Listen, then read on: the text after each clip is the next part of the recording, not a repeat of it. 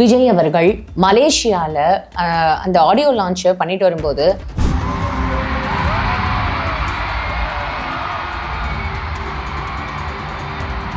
அந்த Malaysia government வந்து விஜய் அவர்கள் எப்படி ப்ரொடெக்ட் பண்ணியிருக்காங்க பாருங்க. ஆனா இங்க ஏர்போர்ட்ல வந்து அவரோட கார் கூட ஏற முடியல, அதுக்குள்ள கீழே தவறி விழுந்துட்டாரு அப்படின்னு சொல்லிட்டு இப்போ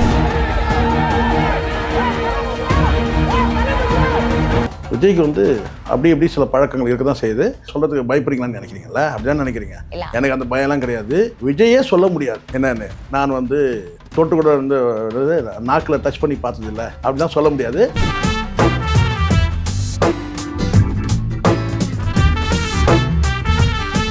போதைக்கு வந்து அடிமையான நபர் தான். அதில் ஒன்றும் ஒளிமுறை இல்லாமல் அவரே கேட்டாலே சொல்லுவார். அவர் கேரவனுக்கு உள்ள என்னன்றதை உங்களுக்கு காட்டவே இல்லை. கேரவனுக்குள்ளே என்னெல்லாம் வசதி இருக்குது, உட்காந்து தண்ணி அடிக்கிறதுக்கு கூட வசதி இருக்குது, உள்ள எல்லாமே சகலமும் இருக்குது. எப்பா தம்பிகளா, அந்த அஸ்விகாவா காணுமா, கொஞ்சம் கண்டுபிடிச்சி கொடுத்துருங்கப்பா. அந்த துணி எதனால வந்துச்சு? உள்ள போன சரக்கு தான். அவரால் 6 மணிக்கு மேலே அவர் சரக்கு அடிக்காமல் இருக்க முடியாது. என்ன சார் வடிவேலு படத்தில் வரா மாதிரி சொல்கிறீங்க? என்ன 6 மணிக்கு மேலே ஆட்டோ ஓடாது. தனியா இறங்கி நடந்து வந்து குதிச்சது எப்படி இருக்கு? இறங்கி நடந்து வரும்போது அப்படின்னா போகும்போது சரக்கு இல்லாமல் போனாரு, வரும்போது சரக்கோட வராரு.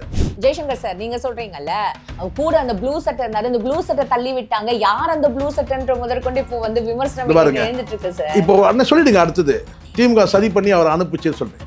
ஏமா உங்களுக்கு வந்து நீங்க நிதானமா வந்தா இந்த சிக்கல் தான். நீங்க பவுன்சர் வச்சிருக்கீங்க. நான் கேட்கறது ஒன்னே ஒன்று தான். எதுக்காக நீங்க தலையை குனிஞ்சிட்டு ஏதோ திருடம் ஓடுற மாதிரி எதுக்கு போறீங்க? நெஞ்ச நிமித்தி வாங்கன்னு நான். அவர் தள்ளி விட்டுலாம் விழல, தள்ளினதுனால விழுந்தாரு. உள்ள தள்ளினதுனாலமா உள்ள தள்ளினார் இல்லையா, அதனால விழுந்தார். தள்ளி விட்டுலாம் விழல. அவர் நடந்து போகும்போது வந்து பார்த்தீங்கன்னா வந்து கம்பு விட்டு தடுத்தாரு, இடுப்புல கையை விட்டு. அவர் வந்து பார்த்தீங்கன்னா வந்து முதலமைச்சர் செய்த சதி இது. அப்புறம் ஏதோ வந்து சொல்லிடுவேன் நான். அறிவு இருக்கிறார். நீங்க வந்து பார்த்தீங்கன்னா வந்து ஒரு ஸ்டேஜில் போய் டான்ஸ் ஆடுவீங்க, நீ தலைவர் ஆகிட்ட.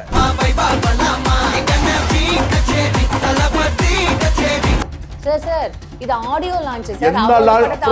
ஆடியோ அப்புறம் நான் வேற மாதிரி பேசுவேன். ஆடியோ லான்ச் ஆகட்டும், அப்புறம் என்ன எது வேணா இருக்கட்டும். படத்துல நீங்க நடிக்கலாம், ஸ்டேஜ்ல வந்து நீங்க வந்து டான்ஸ் ஆடக்கூடாது. நீ தலைவர் ஆயிட்ட.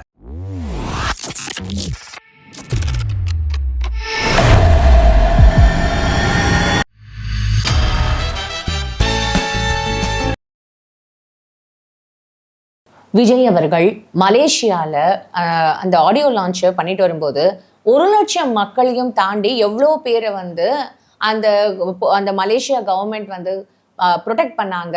விஜய் அவர்கள் எப்படி ப்ரொடெக்ட் பண்ணியிருக்காங்க பாருங்க.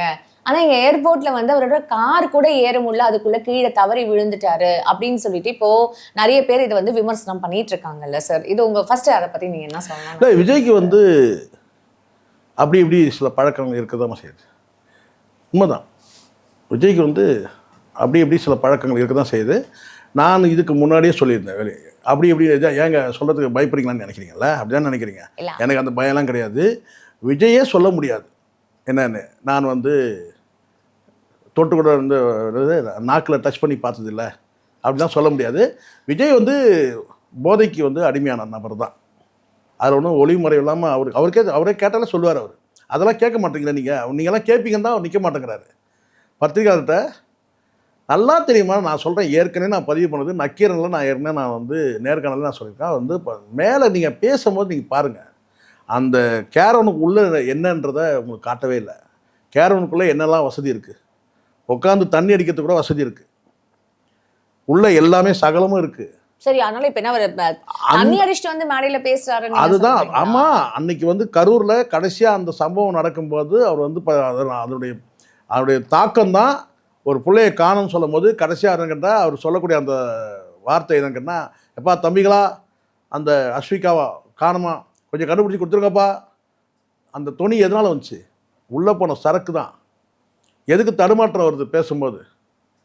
அவரால் 6 மணிக்கு மேலே அவர் சரக்கு அடிக்காமல் இருக்க முடியாது. என்ன சார் வடிவேலு படத்தில் வரா மாதிரி சொல்கிறீங்க? அதுதான் நான் சொல்கிறேன். இல்லை 8 மணிக்கு ஒன்றா போட்டுங்க, ஒரு 2 மணி நேரம் தாக்கு பிடிக்க முடியும். நான் சொல்கிறேன் பாருங்க. இப்போ நீங்களே பாருங்கள், ஆதாரமாக அவருடைய வந்து ஏர்போர்ட்டில் வந்து இங்கேருந்து போய் இறங்கும் போது, லேண்ட் ஆகும் போது இந்த ஊடகங்கள் சொன்னாங்கல்ல, மலேசிய மண்ணில் கால் பதித்த விஜய் நாங்கள்ல, மண்ணில் கால் பதிக்கும் போது குதிச்சாரா? ஆமா.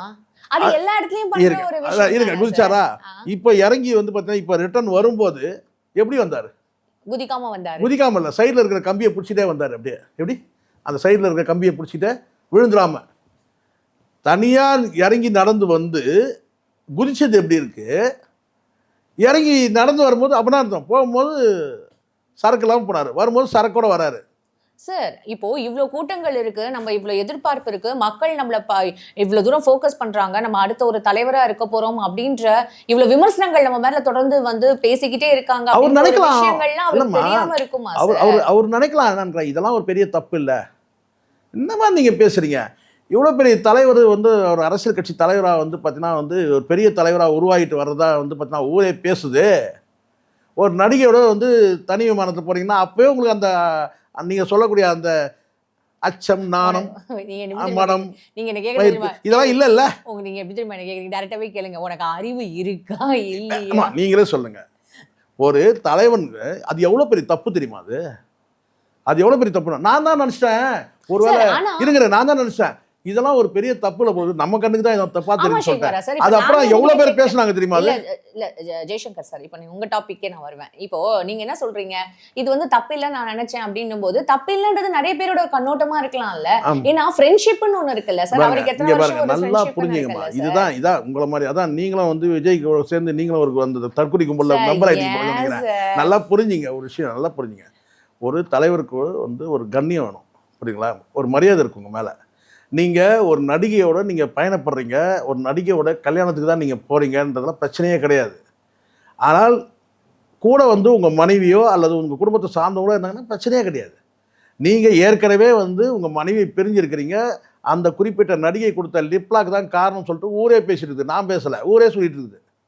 அப்போ அந்த நடிகையோட என்ன சொல்லுவாங்க தெரியுங்களா, சும்மா இருக்கிற வாய்க்கு இந்த அவள் கொடுத்த கதையா, ஏற்கனவே இங்கே மென்னுட்டு இருக்கிற வாய்க்கு இன்னும் கொஞ்சம் கொட்டுறீங்க நீங்கள். இப்போ நீங்க என்ன, இப்ப மலேசியால இருந்து அவர் இப்ப கீழே வந்தது தள்ளி விட்டாங்கன்னு தானே சார்? தள்ளி விடலாம் கிடையாது பாருங்க, தள்ளி விட வேண்டிய தள்ளி விடுறதுலாம் கிடையாது. நீங்க சொல்ல இன்னும் கூட நிறைய சொல்றாங்களே, இது ஏன் திமுக தான் சதி பண்ணிச்சுன்னு சொல்றான், அறிவு தான் சொல்லுவாங்களாங்க.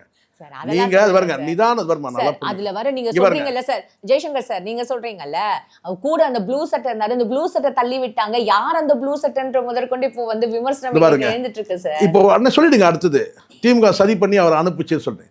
ஏமா உங்களுக்கு வந்து நீங்கள் நிதானமாக வந்தால் இந்த சிக்கல் தான். நீங்கள் பவுன்சர் வச்சுருக்கீங்க, நீங்கள் பவுன்சருங்க அங்கே தள்ளுமுள்ளே வந்து பார்த்தீங்கன்னா வந்து பவுன்சர்களால் வந்து பார்த்தீங்கன்னா வந்து அங்கே சிக்காச்சு. நீங்கள் தனியாக இப்போ நான் ஒரே வார்த்தை தான் நான் கேட்குறேன், நீங்கள் நிதானமாக நீங்கள் வந்து பார்த்தீங்கன்னா அங்கேருந்து ஒரு 500 பேர் இருப்பானா, 1000 பேர் இருப்பானா, நீங்கள் தாராளமாக நீங்கள் வந்து பார்த்தீங்கன்னா நீங்கள் எதுக்காக வந்து வேகமாக அந்த அந்த உங்களால் வேகமாக நடக்க முடியாது தெரியும். இதே நடை நீங்கள் கரூர் நிகழ்ச்சி முடிச்சு ஏர்போர்ட்டுக்கு போகும்போது அந்த வேகமான நடையை பார்த்துருப்பீங்க, அது பின்னாடி. இப்போ நம்ம முன்னாடி பார்த்தோம், நீங்கள் வேகமாக எதுக்கு அந்த வேகம், உங்களால் வேகமாக நடக்க முடியாது தெரியும். எதுக்காகன்னு கேட்டிங்கன்னா, சப்போஸ் யாராவது வந்து நேர்காணல் பண்ணும்போது வாசனை யோசனை வந்துடக்கூடாதுன்னு சொல்லிட்டு நீங்கள் தலையை குனிஞ்சிட்டு ஏன் தலையை நிமிந்து வர வேண்டியதானே சார்? அவ்வளோ மக்கள் இருக்காங்க சார், யாருக்கும் ஸ்மெல் எல்லாம் திரும்ப நான் கேட்கறது ஒன்னே ஒன்று தான், எதுக்காக நீங்கள் தலையை குனிஞ்சிட்டு ஏதோ வந்து ஏதோ திருடம் ஓடுற மாதிரி எதுக்கு போகிறீங்க? நெஞ்ச நிமித்தி வாங்கன்னு நான், நெஞ்ச நிமித்தி வாங்க. எல்லாருக்கும் வந்து பார்த்தீங்கன்னா அப்படி தூரத்தில் நின்று வந்து பார்த்தீங்கன்னா வந்து வழியை வந்து ஒதுங்க சொல்லிட்டு வாங்க. அங்கே பவுன்சர் இருக்கிறாங்கல்ல, தடுத்துட்டு வாங்க.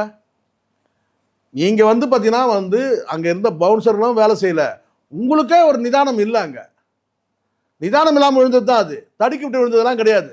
தடுக்கலாம் இல்லை, அப்படி அப்படியே விட்டு அதுதான்.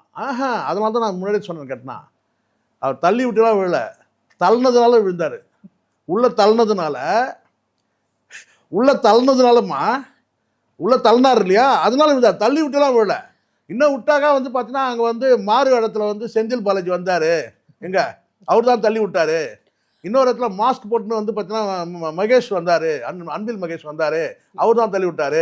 உதயநிதி வந்தார், பார்த்தீங்களா ஒரு ஓரமாக உதயநிதி வந்து பார்த்தீங்கன்னா அவர் நடந்து போகும்போது வந்து பார்த்தீங்கன்னா வந்து கம்பு விட்டு தடுத்தார், இடுப்புல கையை விட்டு. அவர் வந்து பார்த்தீங்கன்னா வந்து முதலமைச்சர் செய்த சதி இது. அப்புறம் ஏதோ வந்து சொல்லிடுவேன் நான், அறிவு இருக்கிறா ஒரு என்ன பிரச்சனை இருந்தாலும் திமுக நல்லா பார்த்தீங்கம்மா. அங்க பவுன்சர் மட்டுமே இல்லை, அங்க பாதுகாப்பு அதிகாரிகளும் இருக்கிறாங்க. இதை தாண்டி அங்கே வந்து பார்த்தீங்கன்னா நீங்கள் வந்து உங்களுக்கு வந்து பாதுகாப்பு பிரச்சனை இருக்குன்னு நீங்கள் முன்னாடியே கணிக்கணும்னா ஏற்கனவே சொன்னேன், யார் அந்த வியூக அமைப்பாளர் ஒருத்தர் இருக்கிறான்ல, இதே ஊடகத்தில் வந்து ஜான் சொன்னேன். ஆரோக்கியம். ஆமாம், அவன் பண்ண தப்பு தான் இது.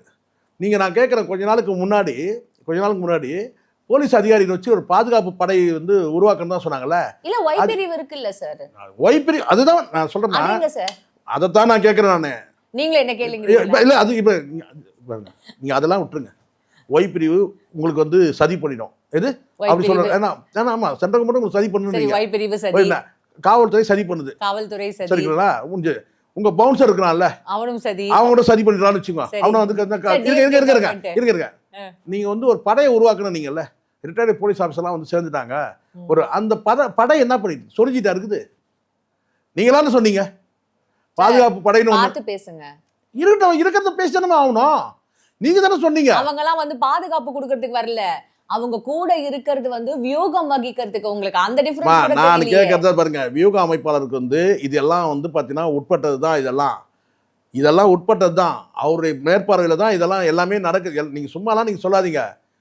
நான் சொல்ல வரது கேட்டீங்கன்னா, பாதுகாப்பு படைன்றது இன்னைக்கு இல்லைம்மா, என்னைக்கு தொண்டர் படைன்னு ஒன்று இருக்கா இல்லையம்மா? எல்லா கட்சியிலும் தொண்டர் படை உருவாக்கணுன்றது நான் என்னைக்கு எப்போ கரூரில் இந்த மாதிரி சம்பவம் நடந்ததோ பண்ணிட்டேன்னு இப்போ நான் சொன்னாங்க. கேட்குறேன். இவரு தடிக்க விட்டாரு, இப்போ மக்கள் தடிக்க விழுந்தாங்கல்ல, மக்கள் தடிக்க தானே விழுந்தாங்க அங்கே கரூரில்.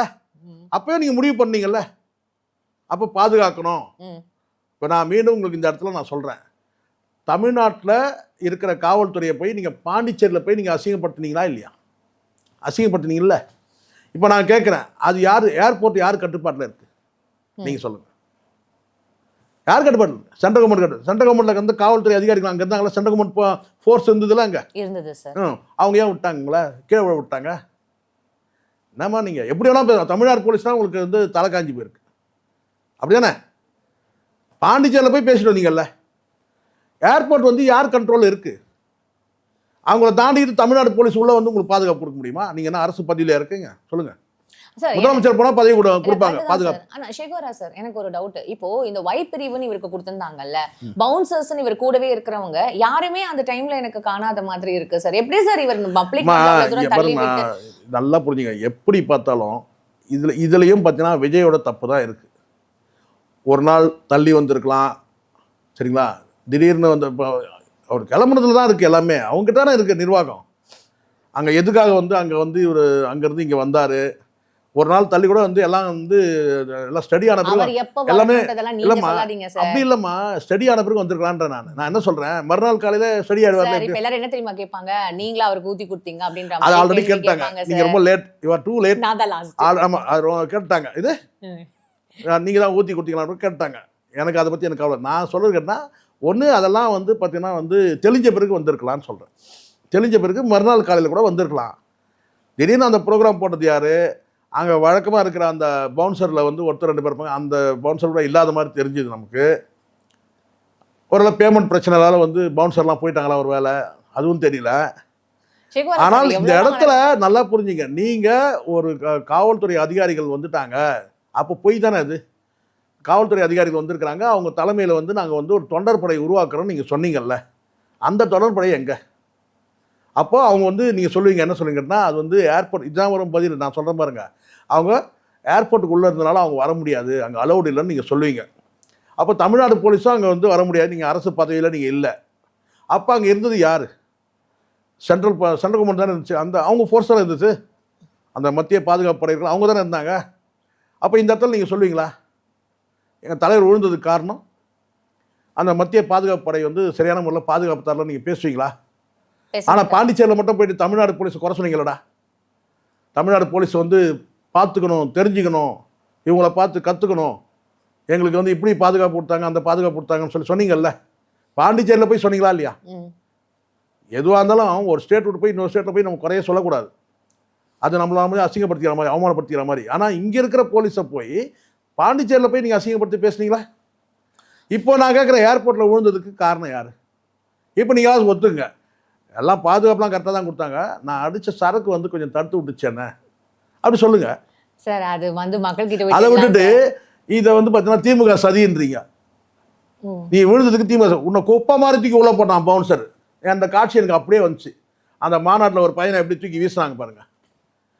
அந்த மாநாட்டில் எப்படி பையனை தூக்கி வீசினாங்க ஒருத்தன், ஒரு பவுன்சர்.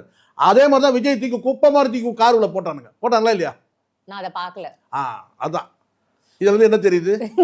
நீங்களும் ஒரு மெம்பர். அத நான் இதை எதிர்பார்த்தேன் இந்த பதிலுக்கு, அதனால தான் சொன்னேன். எல்லாத்தையும் பார்த்தா அப்புறம் இதை மட்டும் பார்க்கலன்னா குப்பை மாதிரி தூக்கி காருக்குள்ள போட்டானுங்க. சார் புரியுதுங்களா? புரியுது சார். ஆனா இது பாருங்க, இந்த இடத்துல இது ஒண்ணே ஒன்று சொல்லிடுறேன். ஜெயலலிதா அவர்கள் வந்து ஆட்சியில இருந்தாலும் சரி இல்லைனாலும் சரி, இவருக்கு ஒய் கொடுத்துருக்கலாம், அவங்களுக்கு இசட் கொடுத்துருக்கலாம், கிட்ட ஒருத்த நெருங்க முடியாது. பார்த்தீங்களா? அந்த அம்மா நடந்து வர காட்சி வேணா உங்களுக்கு அனுப்புகிறேன்.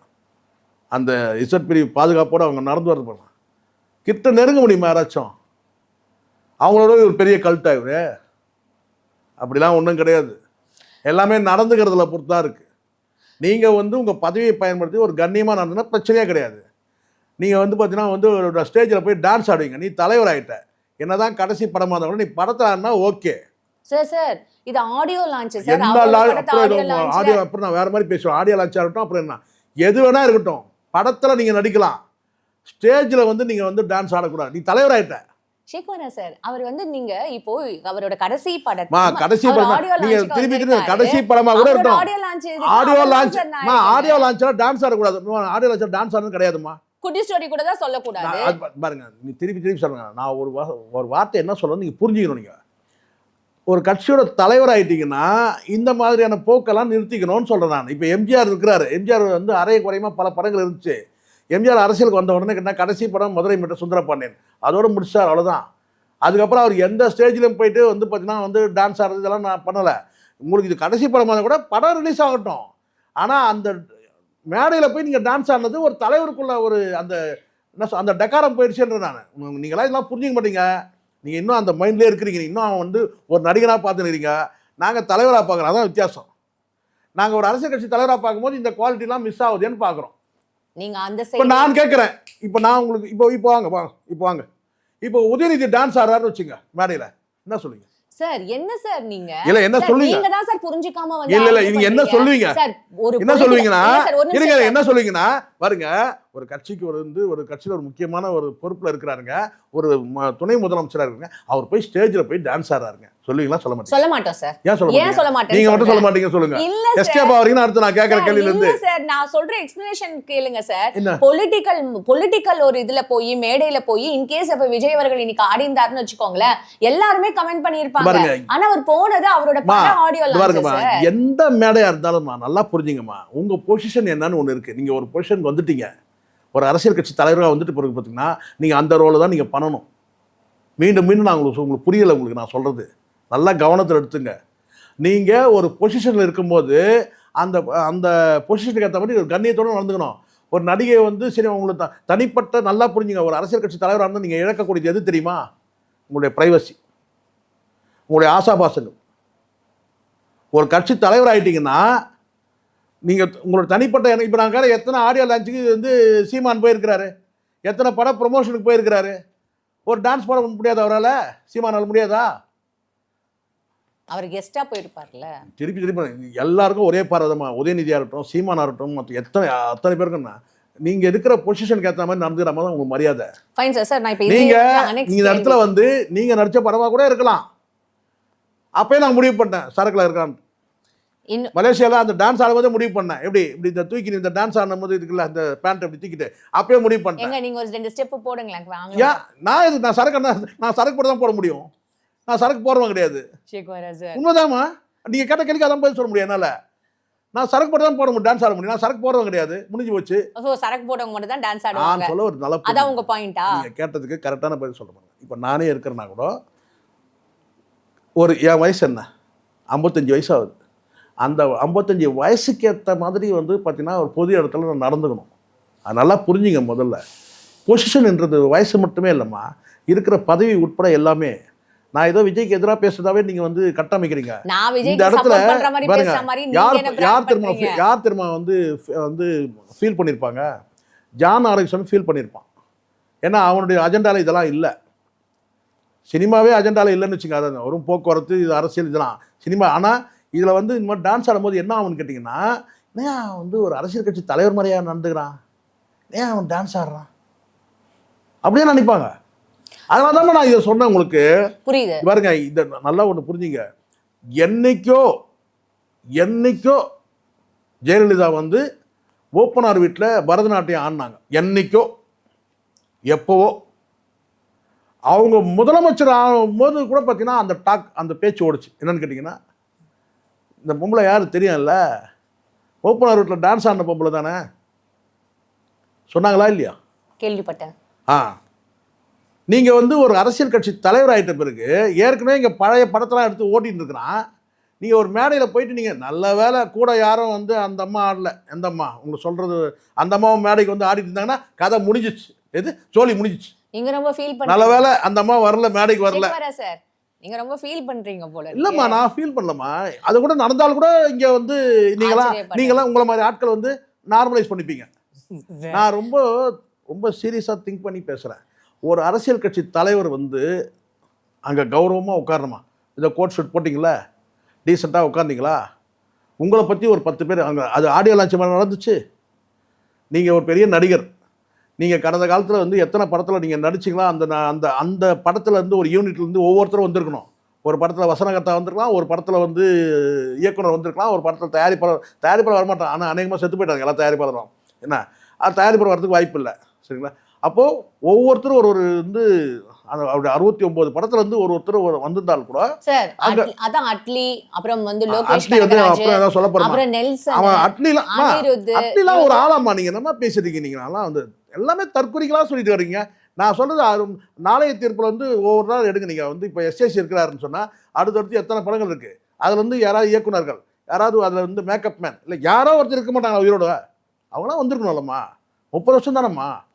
அதை விட்டு நீங்கள் வந்து இட்லின்னு வருங்க. அப்புறம் எனக்கு கோவம் வருது. இவனுங்கெல்லாம் ஒரு இயக்குனர் இப்போ 2 வருஷம் முன்னாடி நடிச்சவங்க எடுத்தவங்க தானே. அதே படம் ஃபெயிலியர் ஆன படம்லாம் இருக்குது. இவங்க எல்லாம் நான் சொல்கிறேன். இவன் ஒருத்தன் ட்ரக்கே இல்லாத படமே எடுக்க மாட்டான். இன்னொருத்தன் வந்து அட்லிலாம் பேசினீங்க. அம்பானி வீட்டு கல்யாணத்தில் வந்து அனில் அம்பானி கல்யாணத்தில் வந்து இதெல்லாம் பழசெல்லாம் கலர வைக்காதீங்க.